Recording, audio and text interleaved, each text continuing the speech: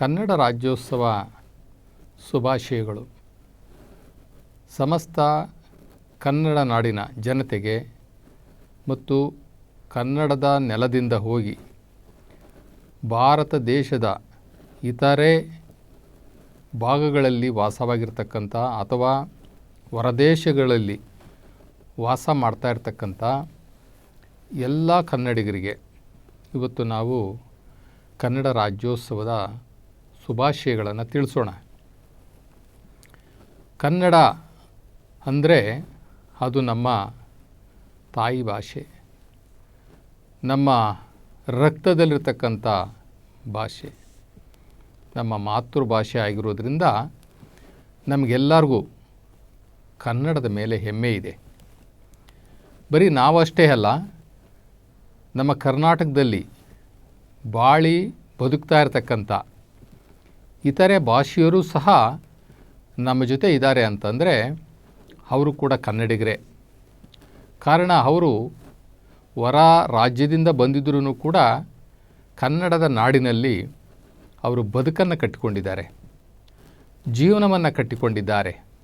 ಅವರಿಗೆ ಈ ನೆಲ ಆಶ್ರಯ ಕೊಟ್ಟಿದೆ, ಈ ಜಲ ಅವರಿಗೆ ದಾಹವನ್ನು ತೀರಿಸಿದೆ, ಅವರ ಬದುಕಿನ ಭದ್ರತೆಯನ್ನು ಈ ನೆಲ ಕನ್ನಡ ನಾಡು ಅವರಿಗೆ ಕೊಟ್ಟಿದೆ ಅಂತಂದಮೇಲೆ ಅವರೂ ಸಹ ನಮ್ಮ ಜೊತೆಯಲ್ಲಿ ಕನ್ನಡಿಗರೇ ಆಗಿ ಹೋಗಿದ್ದಾರೆ.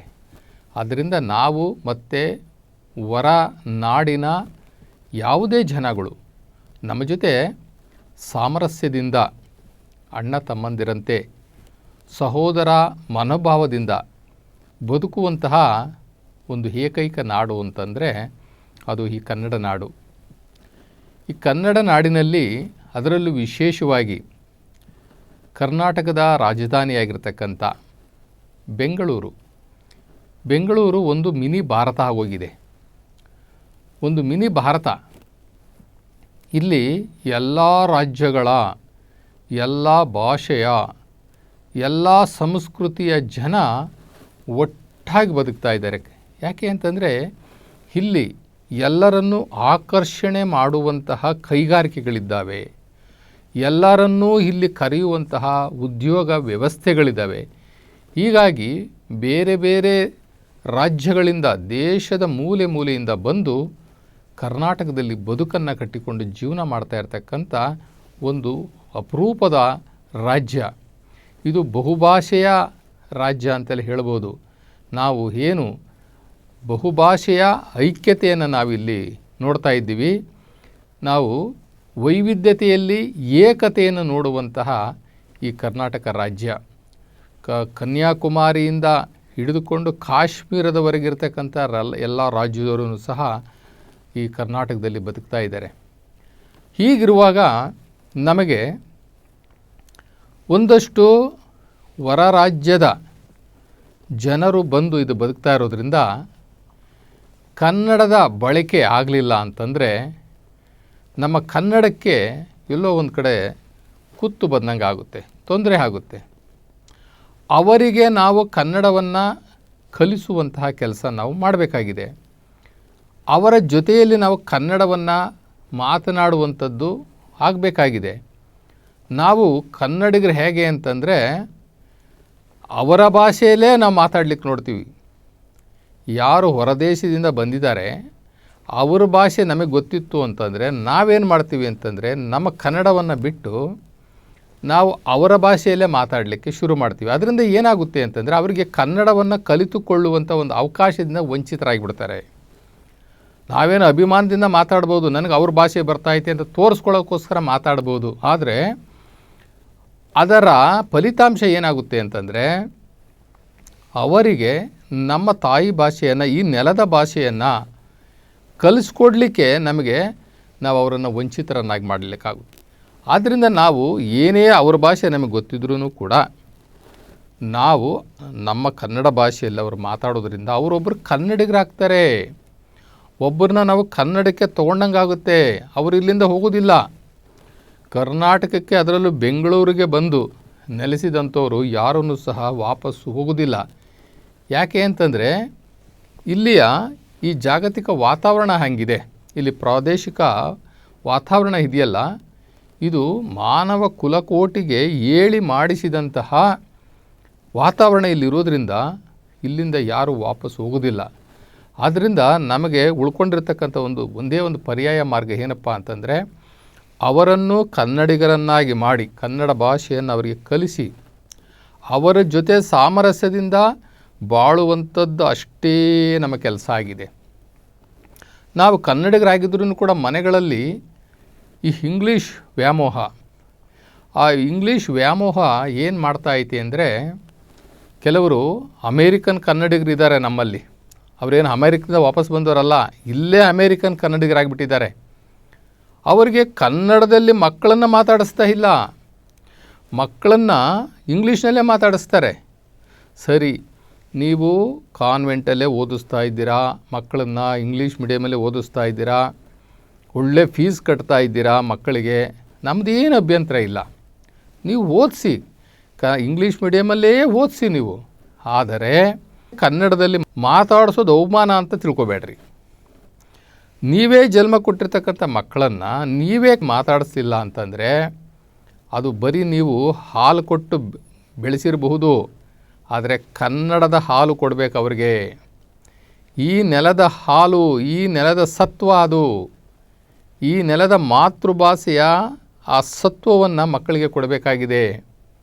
ಇವತ್ತು ಕೆಲವು ಪೇರೆಂಟ್ಸು ಅಂದರೆ ನಮ್ಮ ಪೋಷಕರು, ತಂದೆ ತಾಯಿಗಳಿದ್ದಾರಲ್ಲ, ಅವರು ಮಕ್ಕಳನ್ನು ಇನ್ನೂ ಅವಕ್ಕೆ 4 ತಿಂಗಳು 5 ತಿಂಗಳು ತುಂಬಿರಲ್ಲ ಮಗು, ಆವಾಗಲೇ ಅವರನ್ನು ಇಂಗ್ಲೀಷ್ನಲ್ಲಿ ಮಾತಾಡಿಸ್ಲಿಕ್ಕೆ ಶುರು ಮಾಡಿಬಿಡ್ತಾರೆ. ನಾವು ಕೆಲವ್ರ ಮನೆಗೆ ಹೋಗ್ತೀವಿ, ಹೋದಾಗ ಅವಿನ್ನ ಎಳೆ ಮಕ್ಕಳು, ಸಣ್ಣ ಸಣ್ಣ ಮಕ್ಕಳು, ಅವ್ರಿಗಾಗಲೇ ಇಂಗ್ಲೀಷಲ್ಲಿ ಇವರು ಮಾತಾಡಲಿಕ್ಕೆ ಶುರು ಮಾಡಿರ್ತಾರೆ. ಇವರು ಏನು ಆಗಿದೆ ಇವರಿಗೆ? ಆ ಮಕ್ಕಳು ಇಂಗ್ಲೀಷ್ನಲ್ಲಿ ಮಾತಾಡಿಬಿಟ್ರೆ ಇವ್ರಿಗೆ ಏನೋ ಒಂದು ಖುಷಿ, ಅವ್ರಿಗೊಂದು ತಲೆಯಲ್ಲಿ ಒಂದು ಭೂತ ಸೇರಿಕೊಂಡಿದೆ. ಏನು ಅಂತಂದರೆ, ನಾವು ಕನ್ನಡದಲ್ಲಿ ನಮ್ಮ ಫ್ಯಾಮಿಲಿ ಎಲ್ಲ ಕನ್ನಡದ ಮಾತಾಡೋದು ಬಿಟ್ಟುಬಿಟ್ಟು ಇಂಗ್ಲೀಷ್ನಲ್ಲಿ ಮಾತಾಡೋಕ್ಕೆ ಶುರು ಮಾಡಿಬಿಟ್ರೆ ನಮ್ಮ ಫ್ಯಾಮಿಲಿಗೆ ಏನೋ ಒಂದು ಗ್ರೇಟು, ಅಥವಾ ನಮ್ಮ ಫ್ಯಾಮಿಲಿ ಏನೋ ಒಂದು ಹೆಚ್ಚುಗಾರಿಕೆ ಅನ್ನೋ ರೀತಿಯಲ್ಲಿ ಇವ್ರು ತಿಳ್ಕೊಂಡ್ಬಿಟ್ಟಿದ್ದಾರೆ. ಅದು ತಲೆಯಿಂದ ಹೋಗಬೇಕು.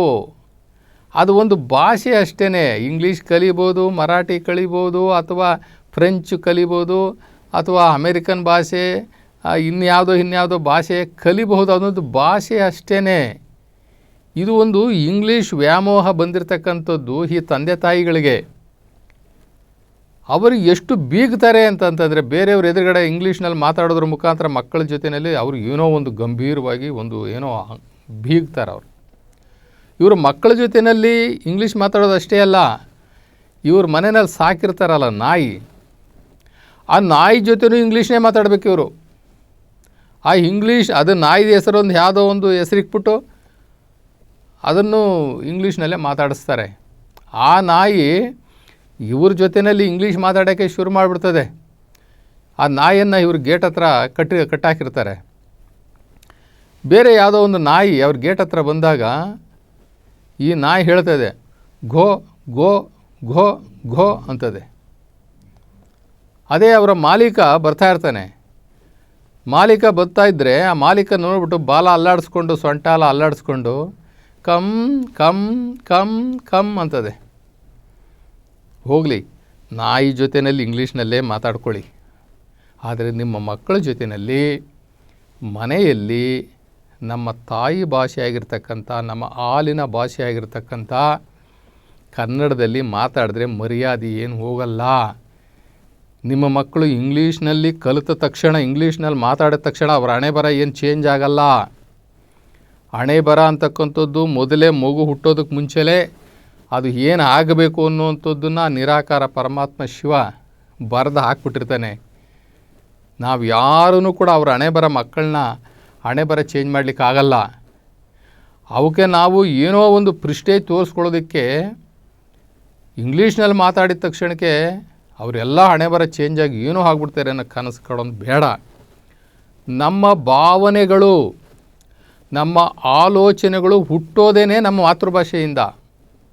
ಅವನೆಷ್ಟೇ ದೊಡ್ಡ ಇಂಗ್ಲೀಷ್ ಪಂಡಿತನಾಗಿದ್ರೂ ಕೂಡ ಅವನಿಗೆ ಕೆಲವು ವೇಳೆ ಒಳ್ಳೊಳ್ಳೆ ಐಡಿಯಾಗಳು ಬರೋದು ಕನ್ನಡದಲ್ಲೇ, ವಿಚಾರಗಳು ಒಳೆಯೋದೂ ಕೂಡ ಅವನ ಮಾತೃಭಾಷೆಯಲ್ಲೇ. ಅವನ ಭಾಷೆ ಏನಿದೆ, ಅವನ ಮಾತೃಭಾಷೆಯಲ್ಲಿ ಅವನಿಗೆ ತಿಳಿದಂಥ ವಿಚಾರವನ್ನು ಹೇಳೋದಕ್ಕೆ ಬರುವಷ್ಟು ಇನ್ಯಾವ ಭಾಷೆಯಲ್ಲೂ ಬರಲಿಕ್ಕೆ ಸಾಧ್ಯ ಇಲ್ಲ. ಯಾಕೆಂದರೆ ಅದು ರಕ್ತದಲ್ಲಿರ್ತಕ್ಕಂಥ ಭಾಷೆ. ಇಂಗ್ಲೀಷು ಭಾಷೆನೂ ಬೇಕು, ನಾವು ಬೇಡ ಅಂತ ಹೇಳೋದಿಲ್ಲ. ನಾವು ಯಾವತ್ತೂ ಇಂಗ್ಲೀಷ್ ಭಾಷೆಯನ್ನು ನಾವು ವಿರೋಧ ಮಾಡಿಲ್ಲ. ಎಲ್ಲಿ ಬಳಸಬೇಕೋ ಅಲ್ಲಿ ಇಂಗ್ಲೀಷ್ ಬಳಸ್ರಿ. ಆದರೆ ಮನೆಯಲ್ಲಿ ಕಡ್ಡಾಯವಾಗಿ ಮಕ್ಕಳ ಜೊತೆಯಲ್ಲಿ ನಾವು ಕನ್ನಡದಲ್ಲೇ ಮಾತಾಡಬೇಕು. ನಾವು ಕೆಲವರು ಬಹಳ ಗರ್ವದಿಂದ ಹೇಳ್ಕೊಳ್ತಾರೆ, ನನ್ನ ಮಗನಿಗೆ LKGಗೆ ನಾವು 1.5 ಲಕ್ಷ ರೂಪಾಯಿ ಕಟ್ತೀವಿ ರೀ ಅಂತಾರೆ. 1.5 ಲಕ್ಷ ಅಲ್ಲದೆ 2 ಲಕ್ಷ ಕಟ್ರಪ್ಪ. 2 ಲಕ್ಷ ಕಟ್ರಿ, ನಿಮ್ಮ ಹತ್ರ ದುಡ್ಡಿದೆ ಅಂತ ತಿಳ್ಕೊಂಡೆ ಕಟ್ರಿ, ಅಥವಾ ನಿಮ್ಮ ಪ್ರಿಸ್ಟೇಜ್ಗಂತಲೇ ಕಟ್ರಿ. ಆದರೆ ಕನ್ನಡವನ್ನು ಆ ಮಕ್ಕಳಿಗೆ ಕಲಿಸದೆ ದ್ರೋಹ ಮಾಡಬೇಡ್ರಿ. ಕನ್ನಡನ ನೀವು ನಿಮ್ಮ ಲಕ್ಷ್ಯದಲ್ಲಿ ಅಳಿಯಕ್ಕೆ ಹೋಗಬೇಡ್ರಿ. ಕರೆಕ್ಟು, ಇದು ಇಂಗ್ಲೀಷು ಅನ್ನದ ಭಾಷೆ. ನಮ್ಮ ಗದುಗಿನ ತೋಂಟದಾರ್ಯ ಶ್ರೀಗಳು, ಸಿದ್ಧಲಿಂಗ ಶ್ರೀಗಳು, ಅವ್ರಿಗೆ ಕನ್ನಡ ಒಂದು ವೇದಿಕೆಯಲ್ಲಿ ಅವರು ಮಾತಾಡ್ದಾಗ ಹೇಳ್ತಾರೆ, ನೋಡಿ ನಾವು ಕನ್ನಡ ಮೀಡಿಯಮಲ್ಲೇ ಓದಿ ಅಂತ ಹೇಳಲಿಕ್ಕೆ ಬರೋದಿಲ್ಲ ಇವಾಗ ಅಂತ ಅಂತಾರೆ ಸ್ವಾಮೀಜಿ ಆಗಿರೋರು. ಅಲ್ಲಿ ಕನ್ನಡ ಪರ ಸಂಘಟನೆಗಳು, ಏನು ಸ್ವಾಮೀಜಿ ನೀವು ಕನ್ನಡದ ಪರವಾಗಿ ಮಾತಾಡ್ರಿ ಅಂತ ಕರೆದ್ರೆ ನೀವು ಇಂಗ್ಲೀಷ್ ಪರವಾಗಿ ಮಾತಾಡ್ತೀರಾ ಅಂತಾರೆ. ಅವಾಗ ಹೇಳ್ತಾರೆ, ನೋಡಿಪ್ಪ, ಕನ್ನಡ ಅಂತಕ್ಕಂಥದ್ದು ನಮ್ಮ ರಕ್ತ ಭಾಷೆ, ಅದು ನಮ್ಮ ತಾಯಿ ಭಾಷೆ. ಅದೇ ರೀತಿ ಇಂಗ್ಲೀಷು ನಮ್ಮ ಅನ್ನದ ಭಾಷೆ ಆಗಿದೆಯಪ್ಪ ಇವತ್ತು. ಆದ್ದರಿಂದ ಅನ್ನದ ಭಾಷೆನೂ ನಮಗೆ ಬೇಕಾಗಿದೆ, ಅಂದರೆ ಇಂಗ್ಲೀಷ್ ನಮಗೆ ಬೇಕಾಗಿದೆ. ಹಂಗಂತ ಹೇಳ್ಬಿಟ್ಟು ಅದನ್ನು ಹುಚ್ಚಿಡಿಸ್ಕೊಳ್ಳೋದಲ್ಲ. ಹುಚ್ಚಿಡಿಸ್ಕೊಂಡು ಸಣ್ಣ ಮಕ್ಕಳನ್ನೂ ಕೂಡ ಮನೆಯಲ್ಲಿ ಇಂಗ್ಲೀಷ್ನಲ್ಲಿ ಮಾತಾಡ್ಸ್ಕೊಂಡು ಕೂತ್ಕೊಳ್ಳೋದಲ್ಲ. ಅದಕ್ಕೊಂದು ಇತಿಮಿತಿ ಬೇಕು. ಇಂಗ್ಲೀಷ್ ಕಲಿಯೋದಕ್ಕೆ ಯಾರ ಅಭ್ಯಂತರನೂ ಇಲ್ಲ, ಅವರು ಅದರ ಸ್ವತಂತ್ರ ಆಯ್ಕೆ. ಹಂಗಂತ ಹೇಳಿಬಿಟ್ಟು ಇಂಗ್ಲೀಷ್ಗೆ ನಮ್ಮ ಮಕ್ಕಳನ್ನ ಗುತ್ತಿಗೆ ಕೊಡೋದಲ್ಲ ಅಥವಾ ಮಾರಾಟ ಮಾಡೋದಲ್ಲ ಎಂಬುದಾಗಿ ಹೇಳ್ತಾರೆ. ಹಾಗೆ ಇಂಗ್ಲೀಷ್ ಅಂತಕ್ಕಂಥದ್ದು ನಮ್ಮ ಅನ್ನದ ಭಾಷೆ ಆಗಿದ್ರೂ ಕೂಡ ಅದನ್ನು ಹಿತಮಿತವಾಗಿ ನಾವು ಬಳಸಬೇಕಾಗುತ್ತೆ.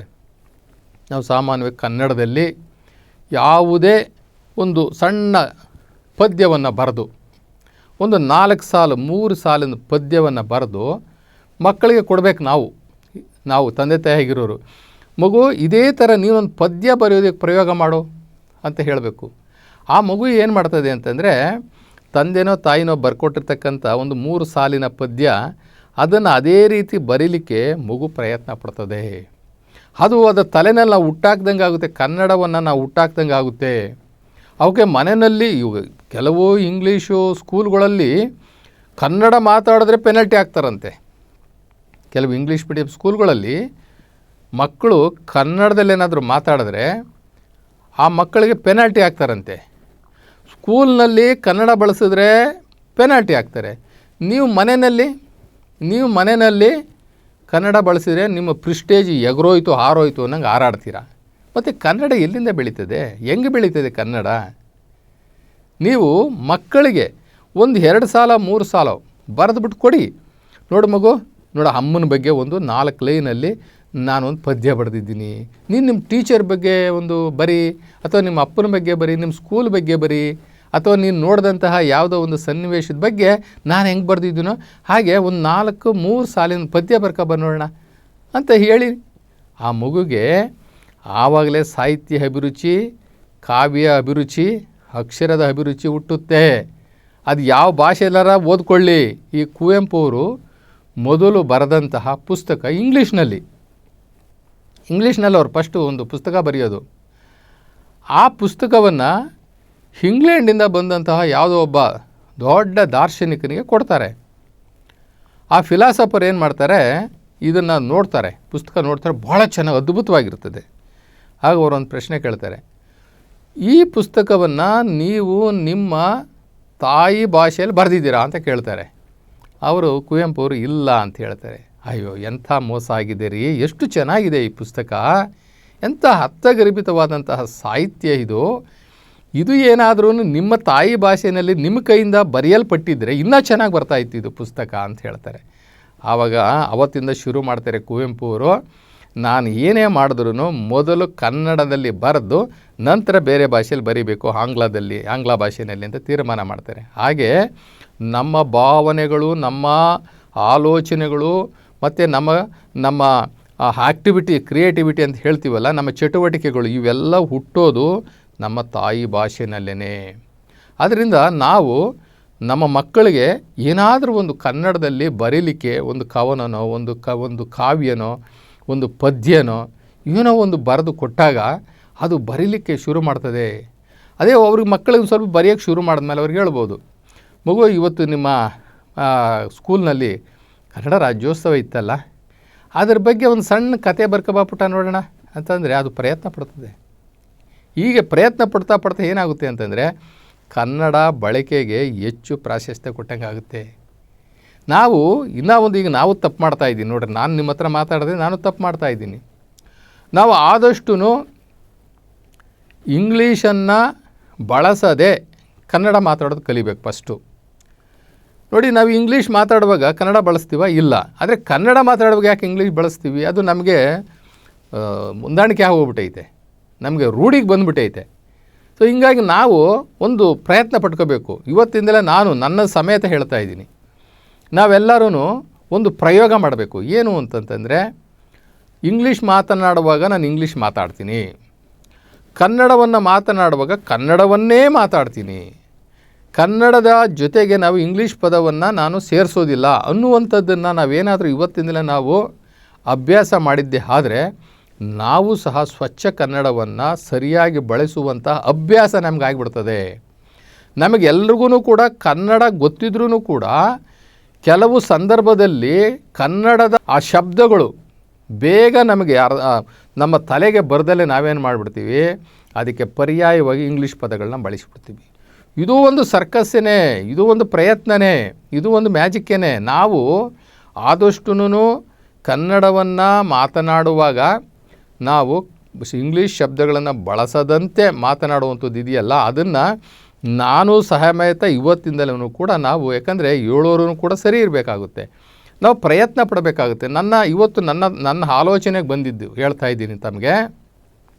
ನಾವು ಇದೂ ಒಂದು ಯಜ್ಞ ಅಂತ ತಿಳ್ಕೊಂಡು, ಇದು ಒಂದು ನಮಗೆ ಪರೀಕ್ಷೆ ಅಂತ ತಿಳ್ಕೊಂಡು, ನಾನು ಇವತ್ತು ಬೆಳಗ್ಗೆಯಿಂದ ಸಂಜೆವರೆಗೆ ಕನ್ನಡವನ್ನು ಮಾತನಾಡುವಾಗ ಯಾವುದೇ ಇಂಗ್ಲೀಷ್ ಶಬ್ದಗಳನ್ನು ಬಳಸಬಾರದು ಅನ್ನುವಂಥ ಪ್ರಯತ್ನವನ್ನು ನಾವು ಮಾಡ್ತಾ ಹೋದರೆ ನಾವೊಬ್ಬ ಅಪ್ಪಟ ಕನ್ನಡಿಗರಾಗ್ತೀವಿ.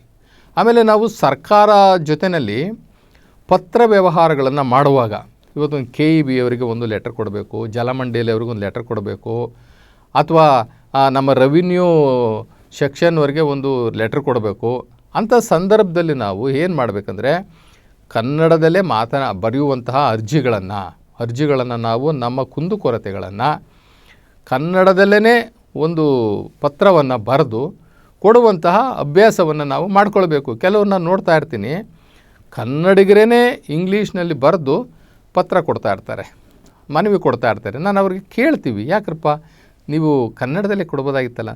ನಾನು ಕನ್ನಡದಲ್ಲಿ ಅಷ್ಟೊಂದು ಫ್ಲೂಯೆಂಟ್ ಇಲ್ಲ ರೀ, ಕನ್ನಡಿಗರಾಗೆ ನಾವು ಇಂಗ್ಲೀಷ್ನಲ್ಲಿ ಬರೀತಿದ್ದೀವಿ, ಕನ್ನಡ ನಮ್ಮ ಭಾಷೆಯಲ್ಲಿ ಬರೀಲಿಕ್ಕೆ ನಾನು ಅಷ್ಟು ಚೆನ್ನಾಗಿ ನನಗೆ ಬರಲ್ಲ ಅಂತಂದರೆ ಅದೊಂದು ರೀತಿಯ ಅವಮಾನನೇ. ನಮ್ಮ ಇಂಗ್ಲೀಷು ಕಲಿತ ತಕ್ಷಣಕ್ಕೆ ನಮ್ಮ ಹಣೆ ಬರ ಏನು ಬದಲಾಗಿ ಬಿಡೋದಿಲ್ಲ, ಅದೊಂದು ದೊಡ್ಡ ಹುಚ್ಚು ಅಷ್ಟೇ. ನನಗೆ ಕನ್ನಡ ಬರೋದಿಲ್ಲ ಅಂತ ಹೇಳ್ಕೊಳ್ಳೋದೇ ಒಂದು ಗರ್ವ, ಅಂದರೆ ಏನೋ ಒಂದು ದೊಡ್ಡ ಪ್ರಿಸ್ಟೇಜು. ನಮ್ಮ ಮಕ್ಕಳು ಅಷ್ಟೊಂದು ಚೆನ್ನಾಗಿ ಕನ್ನಡ ಬರೆಯೋಕ್ಕೆ ಬರೋಲ್ಲ, ತಂದೆ ತಾಯಿಗಳು ಹೇಳ್ಕೊಳ್ಳೋದ್ರಲ್ಲಿ ಏನೋ ಒಂದು ರೀತಿ ದೊಡ್ಡಸ್ತಿಕೆ. ಇದೆಲ್ಲವೂ ದೊಡ್ಡಸ್ತಿಕೆ ಅಲ್ಲ, ಇದು ನಮ್ಮ ಕೆಟ್ಟ ಚಾಣಿಗಳು. ಆದ್ದರಿಂದ ಕನ್ನಡವನ್ನು ಬಳಕೆ ಮಾಡೋದು ಇದೆಯಲ್ಲ, ಇದು ಅತ್ಯಂತ ಶ್ರೇಷ್ಠ, ನಮ್ಮ ಕರ್ತವ್ಯ. ನಾವು ಈ ನೆಲಕ್ಕೆ, ಈ ಜಲಕ್ಕೆ, ಈ ಮಣ್ಣಿಗೆ, ಈ ನಾಡಿಗೆ ನಾವು ಋಣಿಗಳಿದ್ದೇವೆ. ನಾವು ನಮ್ಮ ಋಣ ತೀರಿಸಬೇಕು ಅಂತಂತಂದರೆ ಕನ್ನಡದ ಬಳಕೆಯನ್ನು 99% ಆದರೂ ನಾವು ಅದನ್ನು ಬಳಕೆ ಮಾಡ್ಕೋಬೇಕು. ಇವಾಗ ನಮಗೆ ಇಂಗ್ಲೀಷ್ ವ್ಯಾಮೋಹ ಇರೋದ್ರಿಂದ ನಮಗೆ ಗೊತ್ತಿಲ್ಲದಲೇ ಇಂಗ್ಲೀಷ್ ಶಬ್ದಗಳು ಬರ್ತವೆ. ಬರಲಿ, ಎಷ್ಟು ಪರ್ಸೆಂಟು, 1%, 2%, ಅಥವಾ ಒಂದು 5% ಅದಕ್ಕೆ ನಾವು ಕೊಟ್ಬಿಡೋಣ. ಶೇಕಡ 5% ನಾವು ಅದಕ್ಕೋಸ್ಕರ ಒಂದಷ್ಟು ನಾವು ವಿನಾಯಿತಿ ಕೊಟ್ಟರೂ ಕೂಡ ನಮಗೆ ಶೇಕಡ 95 ನಮಗೆ ಕನ್ನಡ ಬಳಕೆ ಆದರೆ ಕನ್ನಡಕ್ಕೆ ನಾವು ಎಷ್ಟೋ ಉಪಕಾರ ಮಾಡ್ದಂಗೆ ಆಗುತ್ತೆ. ನಮ್ಮ ಕನ್ನಡ ನಾಡು ಎಂತಹ ಭವ್ಯವಾದಂತಹ, ಸುಂದರವಾದಂತಹ, ಶ್ರೇಷ್ಠವಾದಂತಹ, ಸಂಪದ್ಭರಿತವಾದಂತಹ ನಾಡಾಗಿದೆ. ನಾವು ಭಾಳ ಹೆಮ್ಮೆ ಪಟ್ಕೊಳ್ಬೇಕು. ನಮ್ಮ ಕನ್ನಡ ಈ ಭೂಮಿ ಏನಿದೆಯಲ್ಲ, ಇದಕ್ಕೆ ನಾವು ಬಹಳ ಹೆಮ್ಮೆ ಪಟ್ಕೊಳ್ಬೇಕು. ನೋಡಿ, ನಮಗೆ ಸುಂದರವಾದಂತಹ ಕರಾವಳಿ ಇದೆ. ಆ ಕರಾವಳಿ ನಮಗೆ ಈ ಕನ್ನಡ ನಾಡಿಗೆ ಒಂದು ರೀತಿಯ ಒಂದು ಪ್ರಭಾವಳಿ. ಇಲ್ಲಿ ಬಹಳ ಅತ್ಯಂತ ನಮಗೆಷ್ಟು ತೋಡಿದ್ರೂ ಕೂಡ ನಮಗೆ ಸಿಗ್ತಾನೇ ಇದೆ. ಅದು ಖನಿಜ ಸಂಪತ್ತುಗಳು, ವಿಪುಲವಾದಂತಹ ಖನಿಜ ಸಂಪತ್ತಿದೆ, ಜಲ ಸಂಪತ್ತಿದೆ. ಜಲ ಸಂಪತ್ತಿನಿಂದ ನಾವಿವತ್ತು ನಮ್ಮ ದೇಶಕ್ಕೆ, ನಮ್ಮ ಕರ್ನಾಟಕ ರಾಜ್ಯಕ್ಕೆ ಸಾಕಷ್ಟು ಆದಾಯ ಇದೆ. ಚಿನ್ನವನ್ನು ತೆಗೆಯುವಂತಹ ಚಿನ್ನದ ಗಣಿಗಳಿದ್ದಾವೆ. ಅರಣ್ಯ ಸಂಪತ್ತಿದೆ. ಅರಣ್ಯ ಸಂಪತ್ತಿನ ಜೊತೆಗೆ ನಿತ್ಯ ಹರಿದ್ವರ್ಣದ ಕಾಡುಗಳಿದ್ದಾವೆ. ಮಲೆನಾಡಿದೆ. ಆ ಮಲೆನಾಡಿನಲ್ಲಿ ಬೆಳೆಯುವಂತಹ ಕಾಫಿ ಇವತ್ತು ಬಹಳ ವಿಶ್ವ ಪ್ರಸಿದ್ಧಿಯಾಗಿದೆ. ನಮ್ಮ ಈ ಜನ ಹೆಂಗಿದ್ದಾರೆ? ಬಹಳ ಔದಾರ್ಯಯುತವಾಗಿದ್ದಾರೆ. ಎಂಥ ಔದಾರ್ಯಯುತವ ಅಂತಂದರೆ, ಅತಿಥಿ ದೇವೋಭವ ಅನ್ನುವಂತಹ ನಾಡು ಇದು. ಯಾವುದೇ ಹೊರಗಡೆಯಿಂದ ಬಂದಂತಹ ಜನಗಳನ್ನು ಆತ್ಮೀಯವಾಗಿ ತನ್ನ ಒಡಲಲ್ಲಿ ಇರಿಸಿಕೊಳ್ಳುವಂತಹ ಜನ ಇವರು. ಅತಿಥಿ ದೇವೋಭವ, ಹೊರಗಡೆಯಿಂದ ಬಂದಂಥವ್ರನ್ನ ದೇವ್ರ ಥರ ನೋಡುವಂತಹ ಒಂದು ಒಳ್ಳೆಯ ಪ್ರಾಮಾಣಿಕ ಗುಣ ನಮ್ಮ ಕನ್ನಡ ನಾಡಿನೆಲ್ಲ, ನಮ್ಮ ಈ ಕನ್ನಡ ನಾಡಿನಲ್ಲಿ ಬದುಕ್ತಾ ಇರ್ತಕ್ಕಂಥ ಜನಗಳಿಗಿದೆ. ಈ ಕನ್ನಡ ನಾಡು ಶ್ರೀಗಂಧದ ಬೀಡು ಅಂತ ಹೇಳ್ತಾರೆ. ಬಹುತೇಕ ಶ್ರೀಗಂಧವನ್ನು ಸಹ ನಮ್ಮ ಕಾಡುಗಳಲ್ಲಿ ನಾವು ಬೆಳೀತಾ ಇದ್ದೀವಿ. ನಮ್ಮಲ್ಲಿ ಕುವೆಂಪುರು ಹೇಳ್ತಾರೆ, ಎಲ್ಲಾದರೂ ಇರು, ಎಂತಾದರೂ ಇರು, ಎಂದೆಂದು ನೀ ಕನ್ನಡವಾಗಿರು, ಕನ್ನಡ ನಾಡಿನ ಓ ಮುದ್ದಿನ ಕರು, ಕನ್ನಡತನ ಒಂದಿದ್ದರೆ ನೀ ಕಲ್ಪತರು ಅಂತ ಹೇಳ್ತದೆ. ಕುವೆಂಪು ಅವರು ಕುವೆಂಪು ಜೊತೆನೇ ಜ್ಞಾನಪೀಠ ಪ್ರಶಸ್ತಿ ತಗೊಂಡಂಥ ಆ ಮಹಾತ್ಮರು. ಯಾವುದೇ ಭಾಷೆಗೆ ನಮ್ಮಲ್ಲಿ ಬಂದಂತಹ ಹೆಚ್ಚು ಜ್ಞಾನಪೀಠ ಪ್ರಶಸ್ತಿಗಳು ಬೇರೆ ಯಾವ ಭಾಷೆಗೂ ಬಂದಿಲ್ಲ. ಅಷ್ಟು ಜ್ಞಾನಪೀಠ ಪ್ರಶಸ್ತಿಗಳನ್ನು ತೆಗೆದುಕೊಂಡಿರ್ತಕ್ಕಂಥ ಈ ಕನ್ನಡ ನಾಡು, ಕನ್ನಡ ಭಾಷೆ, ಕನ್ನಡಕ್ಕೆ ಕೈಯೆತ್ತು ನಿನ್ನ ಕೈ ಕಲ್ಪವೃಕ್ಷ ಆಗುತ್ತೆ ಅಂತ ಹೇಳ್ತಾರೆ ಕವಿಗಳು. ಹೆಸರಾಯಿತು ಕರ್ನಾಟಕ, ಉಸಿರಾಗಲಿ ಕನ್ನಡ ಅಂತ ಹೇಳ್ತಾರೆ. ಭಾಷಾವಾರು ಪ್ರಾಂತ್ಯ ಇವತ್ತು ನಮಗೆ ಕನ್ನಡ ನಾಡಾಗಿ ಮಾಡಿಕೊಟ್ಟಿದೆ.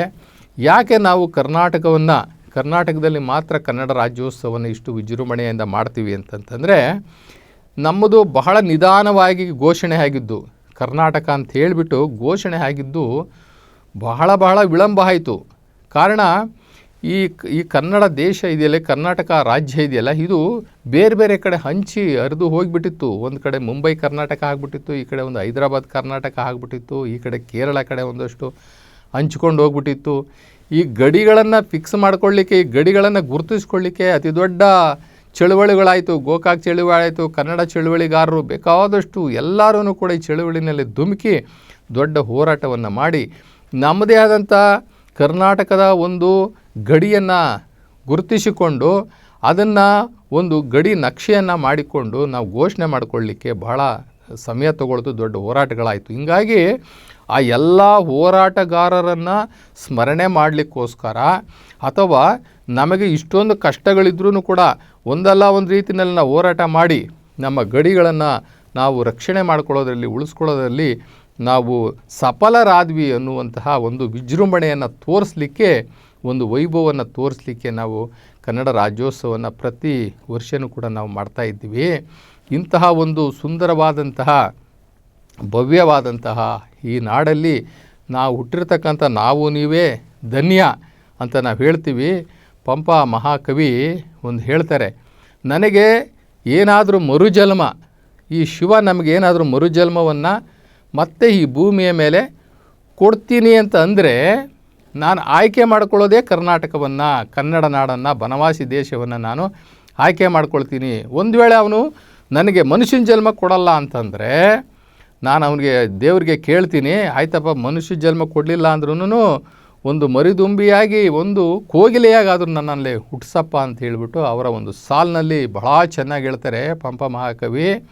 ಚಾಗದ ಭೋಗದ ಅಕ್ಕರದ ಗೇಯದ ಗೊಟ್ಟಿಯ ಹಲಂಪಿನಿಂಪುಗಳಿಗಾಗರವಾದ ಮಾನಸರೇ ಮಾನಸರ್ ಅಂಥವರಾಗಿ ಪುಟ್ಟಲಂ ಏನಾಗಿಯೂ ಏನೋ ತೀರ್ದ ಪುದೆ ತೀರದೊಡಂ ಮರಿದುಂಬಿಯಾಗಿ ಮೇಣ್ ಕೋಗಿಲೆಯಾಗಿ ಪುಟ್ಟುವುದು ನಂದನದೋಳು ಬನವಾಸಿ ದೇಶದೋಳು ಅಂತ ಹೇಳ್ತಾರೆ. ಅಂದರೆ ನನಗೆ ನೀನು ಮನುಷ್ಯ ಜನ್ಮ ಕೊಡೋದಿದ್ರೆ ಕೊಡು, ನನಗೆ ಮನುಷ್ಯ ಜನ್ಮ ಕೊಡೋಕ್ಕಾಗಲ್ಲ ಅನ್ನೋದಾದರೆ ಮರಿದುಂಬಿಯಾಗಿ ಮೇಣ್ ಕೋಗಿಲೆಯಾಗಿ ಪುಟ್ಟುವುದು ನಂದನದೋಳು ಬನವಾಸಿ ದೇಶದೋಳು, ನನಗೆ ಮರುಜನ್ಮ ಕೊಡೋದಿದ್ರೆ ನನಗೆ ಇಲ್ಲೇ ಕೊಡು ಅಂತ ಕೇಳ್ಕೊ. ಅಂದರೆ ಸ್ವರ್ಗಕ್ಕೆ ಸರಿಸಮಾನವಾದಂತಹ ಈ ಕನ್ನಡ ನಾಡು, ಈ ಮಲೆನಾಡು, ಈ ಸುಂದರವಾದ ಕರಾವಳಿ ಪ್ರದೇಶ, ಸಂಪದ್ಭರಿತವಾದಂತಹ ಈ ಜಾಗ, ಈ ದೇಶ, ಈ ಮಣ್ಣು, ಇಲ್ಲಿಯ ಜನಗಳ ಔದಾರ್ಯ, ಇಲ್ಲಿಯ ಜನಗಳ ಅತಿಥಿ ಸತ್ಕಾರ, ಅತಿಥಿ ದೇವೋಭವ ಅಂತಕ್ಕಂಥ ಇರತಕ್ಕಂತಹ ಗುಣ ಎಲ್ಲವೂ ಕೂಡ ಇಲ್ಲಿರೋದ್ರಿಂದ ನನಗೆ ಸ್ವರ್ಗ ಸಮಾನ. ಈ ಕರ್ನಾಟಕ, ಈ ಮಣ್ಣು, ಈ ಕನ್ನಡ ಇದೆಲ್ಲವೂ ಕೂಡ ನಮಗೆ ಸ್ವರ್ಗ ಸಮಾನ ಅಂತ ಹೇಳಿಬಿಟ್ಟು ಕವಿಗಳು, ಋಷಿಗಳು ಎಲ್ಲರೂ ಸಹ ಒಪ್ಕೊಂಡಿರ್ತಕ್ಕಂಥ ಈ ನಾಡಲ್ಲಿ ನಾವು ನೀವು ಬದುಕಿರೋದೇ ನಮ್ಮ ಪುಣ್ಯ ಅಂತ ತಿಳ್ಕೊಂಡಿದ್ದೀವಿ. ಆದ್ದರಿಂದ ನಮ್ಮಿಂದ ಏನಾದರೂ ಕಿಂಚಿತ್ತು ಕನ್ನಡ ಭಾಷೆಗೆ, ಕನ್ನಡ ಉಳಿವಿಗೆ, ಕನ್ನಡ ನಾಡಿಗೆ ಒಂದು ಕಿಂಚಿತ್ತಾದ್ರೂ ಕೂಡ ಸಹಾಯ ಆದರೆ ನಾವು ಕೂಡ ಧನ್ಯರು. ಆ ಪ್ರಯತ್ನದಲ್ಲಿ ನಾವು ನೀವೆಲ್ಲರೂ ತೊಡಗಿಸ್ಕೊಳ್ಳೋಣ.